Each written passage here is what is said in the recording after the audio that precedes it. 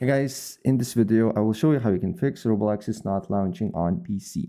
So the first thing what I suggest to do here, if you have MSI Afterburner or Riva Tuner on your PC, I suggest you to uninstall them or just disable them and look if the problem persists. Also, if you're using some Logitech dongle, Bluetooth dongle, controllers that is connected, what I suggest to do here is as well is to disable all the peripherals of your PC and then restart your computer and look if the problem persists, because sometimes it can be the issue. So disable all the dongles, all the peripherals, and just leave it with keyboard and mouse and look if the problem persists. If the problem persists, then what I suggest to do here is to go to install apps, and then you need to look for Roblox here on search, and then just as you can see here, should be Roblox player for PC or not PC, your particular name, and uninstall all the players here.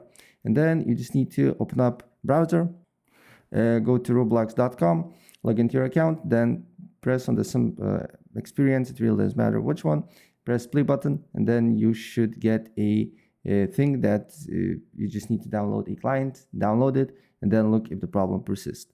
And if the problem persists, what I suggest to do here is to go to Microsoft Store, look for Roblox, and download a Roblox from Microsoft Store, and then the game should work for you as well.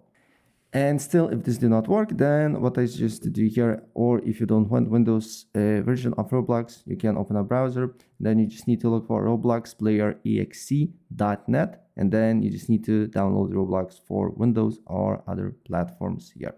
So here, as you can see here, you just need to download the launcher and then install it to your computer, and it will work.